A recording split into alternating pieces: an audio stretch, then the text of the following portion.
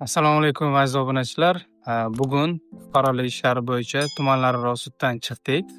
Aynan bizda oilaviy masala, ya'ni nikohdan ajratish masalasi ko'rib chiqilyapti. O'zi proses qanday boshlanadi? Sudga qanaqa ariza berish kerak? Nima hujjatlar qilinadi? Davlat boj to'lovlari qanaqa? Bir martada ajrim qilsa bo'ladimi yoki yo'qmi?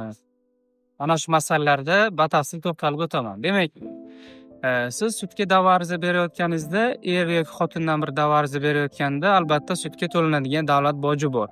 Bugungi kunda davlat bojining miqdori 2 minimalka, ya'ni 824 ming so'mni tashkil etadi. Shuningdek, 41 ming 200 so'm miqdorida pochta xarajat to'lashingizga to'g'ri keladi.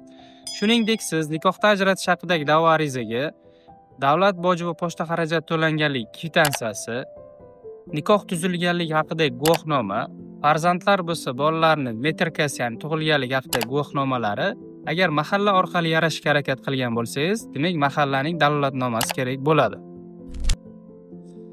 Shuningdek, sudga da'vo ariza bilan murojaat qilganingizda sud sizni da'vo arizangizni 10 kun muddat davomida ko'rib chiqadi. Ya'ni u qonunchilikda belgilangan talablarga rioya etilgan holatda berilganmi yoki ma'lum bir kamchiliklarga yo'l qo'yilganmi? Agar hammasi qonuniy bo'lsa, 10 kundan keyin ish yurituviga oladida, demak sud muhokamasini tayinlashi mumkin.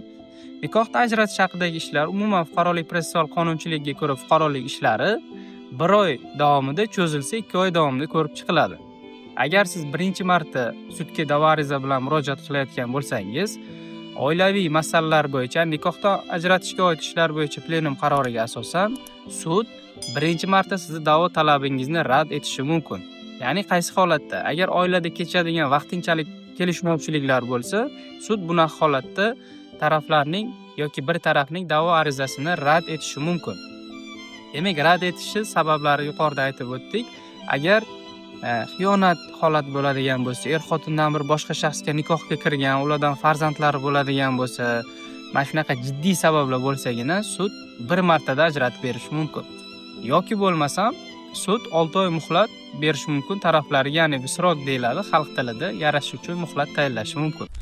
Agar videoni shu yerigacha tomosha qilgan bo'lsangiz, demak o'z huquqlaringizga befarq emassiz. Bizni qo'llab-quvvatlash maqsadida videoga like va podpiska tugmalarini bosib qo'yishni unutmang. Bunday holatda rad etish bilan yarashish ikkita farqi bor. Birinchi farq shundaki, agar siz da'vo talabingiz rad etiladigan bo'lsa, nikohdan ajratish uchun asoslar yo'q deyiladigan bo'lsa, siz yana 7 oydan keyin qayta murojaat qilasiz, yana davlat boji to'lashingizga to'g'ri keladi. 6 oy muhlat berganda esa siz davlat boji to'lamaysiz, sud majlisi keyinga qoldiriladi va 6 oydan keyin sud protsessida borib ishtirok etishingiz mumkin. Aynan bugungi protsessimiz ham xuddi shunday holat bo'lib o'tdi. Bugungi prosessimizda aynan men da'vogar tarafdan demak qatnashdim sudda. Ular demak dastlab o'zi harakat qilishgan, sudga da'vo ariza berib, sud ularda demak ajrim uchun yetarli sabablar yo'q degan asos bilan demak ularni talablarini to'liq rad etgan. Va 7 oydan keyin o'sha turmush o'rtog'i qayta ariza bilan murojaat etib, bugungi kunda demak ish yurituviga tayinlangandan so'ng sud baribir nikohdan ajratmadi, ularga 4 oy muhlat berdi. Chunki nikohdan ajratish bo'yicha Oliy sud plenum qaroriga asosan bunday ishlarda sudlar kamida 3 oy, maksimum 6 oygacha taraflarga yarashish uchun muhlat tayinlashga majbur. Chunki qonunchilik talabi shunday, plenum qarorida shunday ko'rsatilgan.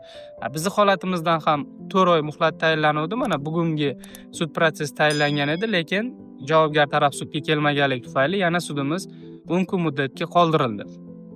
Dastlab e'tibor qaratishingiz kerak bo'lgan jihat shundaki, agar sud sizga yarashish uchun muhlat bersa, albatta suddan mahallangizga va hokimlikka xat olib keting. Sud ajrim chiqarib beradi. O'sha mahallaga olib borib, yarashish ishlari ko'rilganligi, ko'rilmaganligi, taraflar yarashish harakat qildimi, qilmadimi, mana shu masalalarga demak mahalla va tuman hokimlikdagi xotin-qizlar bo'limi sizga bir varaqli javob xati beradi. Ushbu javob xati bo'lmasa, sizni sud majlisingiz qoldirilib beriladi. Aynan biz esa bugun sud majlisida ushbu javob xatini olib sudga taqdim etdik, ish hujjatlariga qo'shildi. Mana 4 oylik muhlat o'tdi. Keyingi, ya'ni 10 kundan keyingi prosessimizda taraflarni demak ikkalasi rozi emas, birga yashashga, ajrim ikkalasi rozi. Bunaqa holatda sud tomonidan nikohdan ajratilishi mumkin. Demak, aziz obunachilar, biz bu masalalarda ko'proq videolar qo'yib boramiz.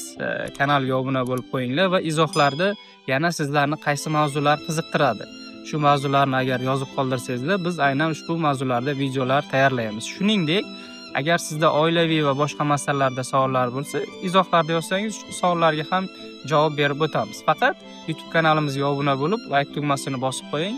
Keyingi videolar aynan siz izohda yozgan mavzular bo'yicha bo'ladi. Bundan tashqari, men bugungi kunda advokatlik faoliyati bilan ham shug'ullanaman. Agar sizda yuridik masalalarda advokatlik xizmat kerak bo'lsa, bemalol izohlarda advokat so'zini yozib qoldirsangiz, biz siz bilan bu bo'yicha ham bog'lanamiz. Bizni kuzatishda davom etinglar. Barchaga xayr.